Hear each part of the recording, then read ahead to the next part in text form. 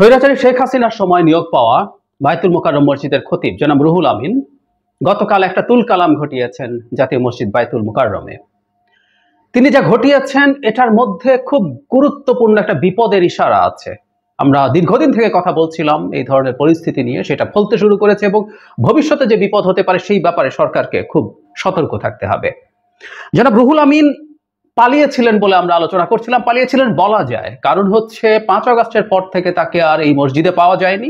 তিনি গোপালগঞ্জের মানুষ, মানে জাতীয় মসজিদের খতিবেরও নিয়োগ দিতে হবে গোপালগঞ্জ থেকে। ওটা একটা আলাদা স্বাধীন গোপালগঞ্জের মতো বানানোর চেষ্টা হয়েছে, তখন একটা আলাদা জায়গা বাংলাদেশে তৈরি ছিল। ভয়ঙ্কর ব্যাপার, এটা নিয়ে আমাদের ভাবতে হবে। যাই হোক, সেই গোপালগঞ্জে তিনি যান, খবরে আসে যে উনি গোপালগঞ্জে আছেন, অসুস্থ বলছিলেন সম্ভবত।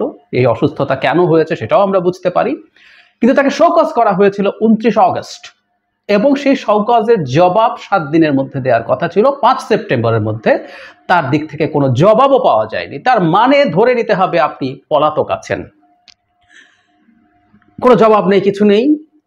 কিন্তু গতকাল এই ভদ্রলোক মুসল্লিরা যে বয়ান দিয়েছেন সেতে বোঝা যায় যে গোপালগঞ্জ থেকে বেশ কিছু মাদ্রাসা ছাত্র এনে, তিনি নিজেও একটা মাদ্রাসা চালান, মাদ্রাসার দায়িত্বে আছেন, প্রতিষ্ঠা করেছেন সম্ভবত। তো গোপালগঞ্জ থেকে রীতিমতো বাস ভরে লোকজন নিয়ে আসা হয়েছে ঢাকায়, এনে এই তুল কালাম বাঁধানো হয়েছে। ঘটনা হচ্ছে এটা, তিনি যখন আসেন তখন তাকে বায়তুল মোকাররমে তো খতিব ছাড়াও আরো ইমামরা আছেন, তারা তাকে এই দায়িত্ব পালন করতে বাধা দেন, নিষেধ করেন। শুরুর আগেই নিষেধ করেন যে এটা মুসল্লিরা মেনে নেবেন না। খুব স্বাভাবিক, খুব স্বাভাবিক এটা। তো পরে অন্য একজন ইমাম নামাজ শুরু করতে যান এবং সেখানে তখন এই রুহুল আমিন এসে ঝামেলা তৈরি করেন এবং একটা পর্যায়ে মারামারি হয়। মানে বায়তুল মোকাররম মসজিদে, দেশের জাতীয় মসজিদের অভ্যন্তরে দুই দল মুসল্লি মারামারি করছেন, পরস্পরকে আঘাত করছেন, জুতা স্যান্ডেল ছোড়াছুড়ি করছেন। এই ভিডিও আমাদের সামনে এখন এসছে, গতকালই এসছে। এবং এগুলো কখনো আমাদের দেশ সম্পর্কে কোনো ভালো ইমেজ দেয় না, নিজেদের কাছে না, দেশের বাইরে না।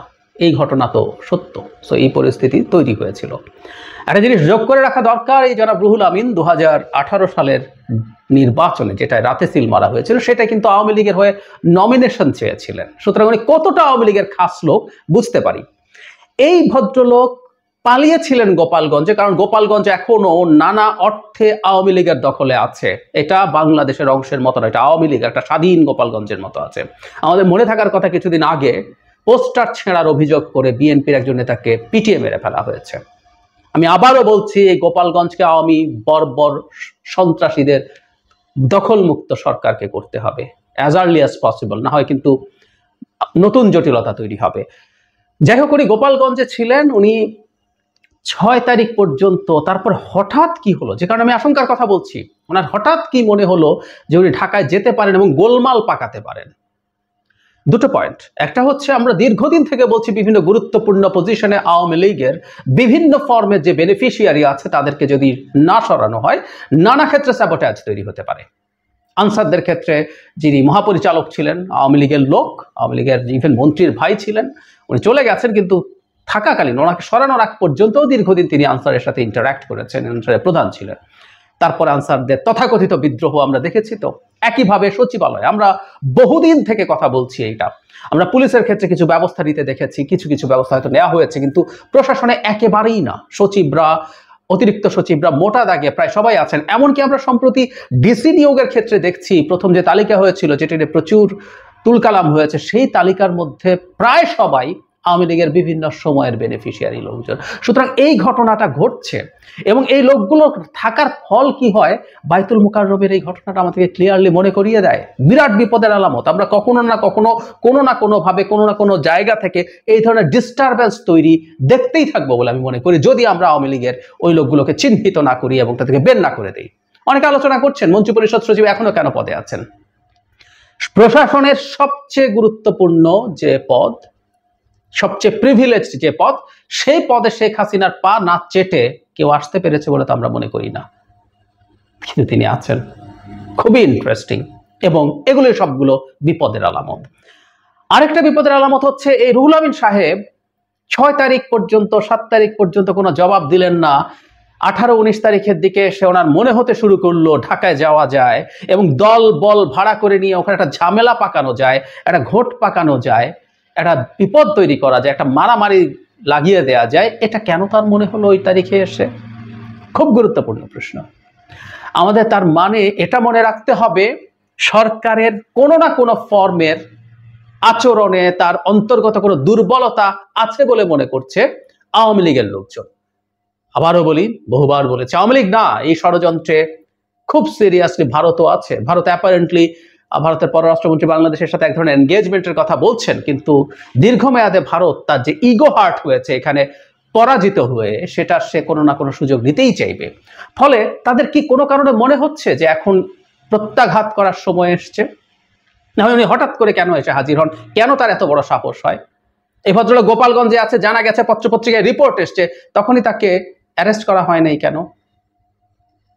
নিদেন পক্ষে উনি যে ইয়ে করেছেন, যে সরকারি একটা চাকরি করে বাইরে আছেন, সেটার জন্য তার বিরুদ্ধে আইনি ব্যবস্থা নেওয়ার তো সুযোগ ছিল, সেগুলো কিছুই কেন করা হয়নি?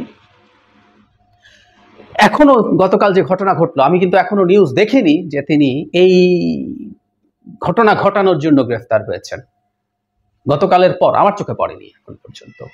তো তাহলে তারা কোনো না কোনো ভাবে মনে করছেন এই সরকারের মধ্যে এখন কোনো না কোনো ধরনের অন্তর্গত দুর্বলতা আছে এবং তারা এটা সুযোগ নেবেন। এটা খুব ভয়ের ব্যাপার। দুটো ব্যাপার, একটা হলো সরকারের মধ্যে এইসব যারা লোক আছে তারা টাইম বোমার মতো আছেন, কখনো না কখনো কোনো না কোনো ভাবে তারা ফাটবেন, এক এক সময় এক একটা। মানে এই সরকার কোনো না মানে কোনোভাবেই যাতে কন্টিনিউয়াসলি খুব ভালোভাবে দেশ চালাতে না পারেন। আরেকটা হচ্ছে আওয়ামী লীগ মনে করছে সরকারের উপরে প্রত্যাঘাত করার সময় এসছে, মাত্র 1.5 মাস হয়েছে তাদের পতনের, তার মধ্যেই মনে করছে। সুতরাং সরকারকে সতর্ক হতে হবে, খুব সতর্ক হতে হবে যে গণ অভ্যুত্থানের মাধ্যমে আওয়ামী লীগের পতন আমরা ঘটিয়েছি, সেই সরকার ব্যর্থ হোক। সেই সরকার ব্যর্থ হওয়া মানেই আমাদের সবার ব্যর্থ হওয়া।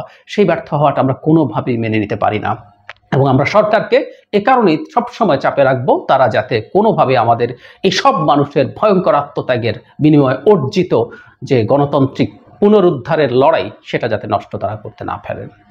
শাহজালাল বিজ্ঞান ও প্রযুক্তি বিশ্ববিদ্যালয়ের একটা ভিডিও গতকাল ছড়িয়ে পড়েছে। আপাত দৃষ্টিতে খুব সাধারণ মনে হলেও সেই ভিডিও এবং এরপরে মিডিয়ায় সেই ভার্সিটির কিছু মানুষজনের বক্তব্য শুনলে আমাদের অনেকের খুব অবাক লাগতে পারে এবং এই প্রশ্ন আবার আমাদের সামনে এসে হাজির হতে পারে, এটা আওয়ামী লীগের বাংলাদেশ কিনা। এবং এই ব্যাপারেই বর্তমান সরকার এবং ছাত্ররা যারা এই আন্দোলনের সামনে থেকেছেন, এই আন্দোলনের ক্ষেত্রে গুরুত্বপূর্ণ ভূমিকা রেখেছেন, তারা এখন দেশে যা যা করছেন সেটা ঠিক করছেন কিনা এবং কি করা উচিত তাদের। এবং এটা শুধু এখন না, আরো কিছু ঘটনা সাম্প্রতিক সময়ে ঘটেছে, সেগুলোর একটু কথা বলি।